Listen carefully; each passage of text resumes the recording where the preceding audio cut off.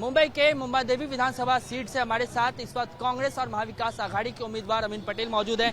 Sir, बहुत बहुत स्वागत है आपका।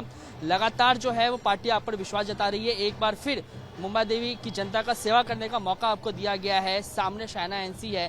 कितनी चुनौतीपूर्ण इस बार की लड़ाई है? सर देखिए, मैं जब एक चुनाव जीत जाता हूं तो अगले चुनाव का कैंपेन और अगले चुनाव की तैयारी मैं दूसरे दिन से शुरू कर देता हूं। पिछले 15 साल से मैं यहाँ का नगर सेवक रहा हूँ। इससे पहले मैं इसी जगह से जहाँ हम लोग खड़े वहाँ से मैं नगर सेवक रहा हूँ, मैं आमदार रहा हूँ।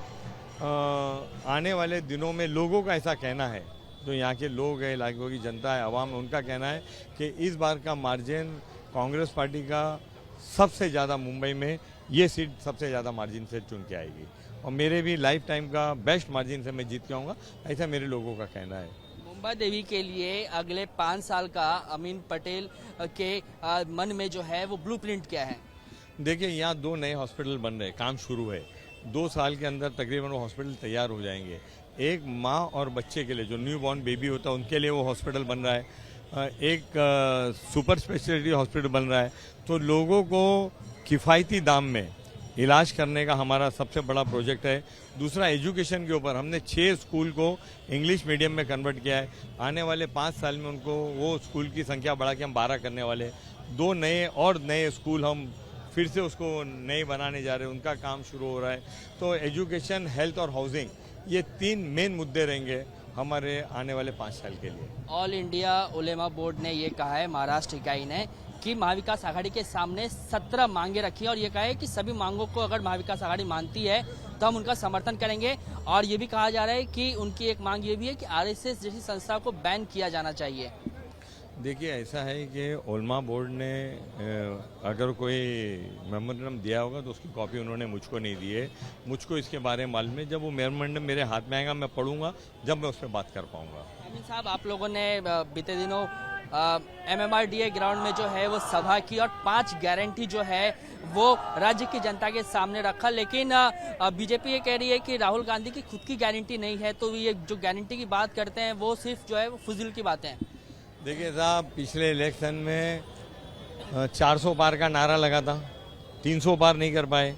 उनके खुद के शब्दों की गारंटी नहीं है कि हम कितनी सीट लाएंगे। उनके पास पूरा डिपार्टमेंट, इंटेलिजेंस सब है और वो फेल हो गया है। राहुल गांधी ने जो अपनी बात रखी 100% उसको उन्होंने पूरा किया है। वो तेलंगाना हो, कर्नाटका हो, जब भी राहुल गांधी ने कुछ कहा है और सरकार आई है, उसको 100% कांग्रेस पार्टी ने इम्प्लीमेंट किया है। और हमने भी जो 5 गारंटी दी है वो फौरन इम्प्लीमेंट होगी। हम ये गारंटी, कांग्रेस पार्टी कोई भी गारंटी सरकार आने के पहले देती है और सरकार आने के बाद उसको इम्प्लीमेंट करती है। अगर पिछले दिनों में हम देखा जाए तो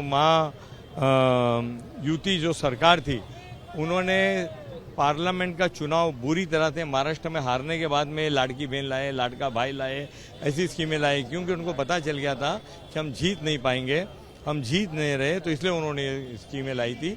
और कांग्रेस पार्टी जीतने के पहले स्कीम देती है और सरकार में आते ही उसको इम्प्लीमेंट करके 5 साल तक लोगों को उसका फायदा देती है।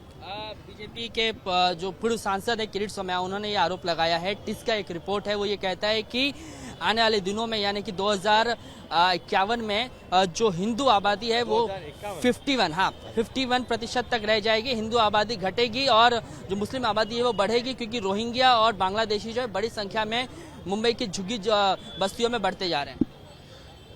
देखिए, ऐसा है कि मेरे सामने एक भी बांग्लादेशी, एक भी रोहिंग्या ने मैंने अपने मतदार संघ में देखा नहीं है। यहाँ कानून है उसके लिए। अगर कोई भी आदमी गैर कानूनी तौर पर रहता है तो केंद्र में सरकार बीजेपी की है, उन्होंने उस पर एक्शन लेना चाहिए। हम इस देश के वासी हैं, इस देश में रहते हैं और इस देश में रहेंगे।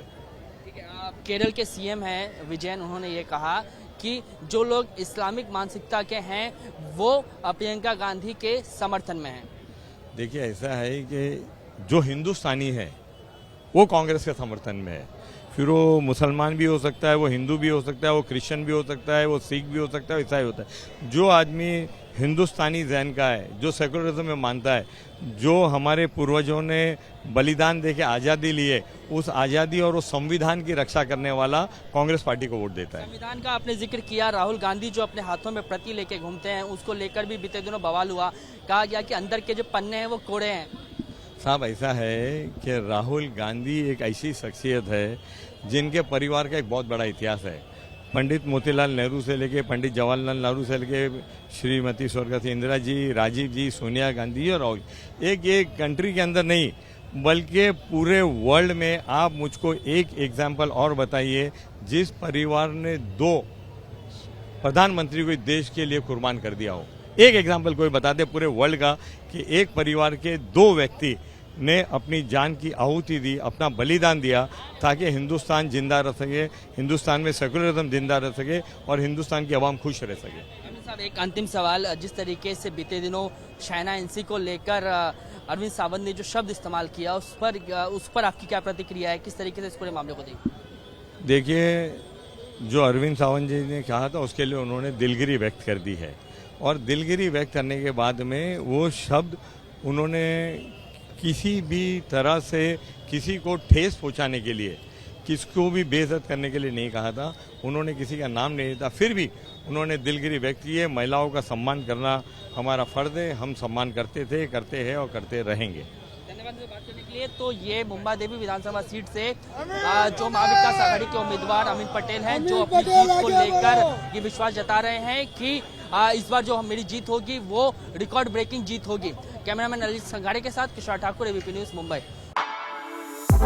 For exclusive and insightful videos, subscribe to our new channel ABP Live Premium.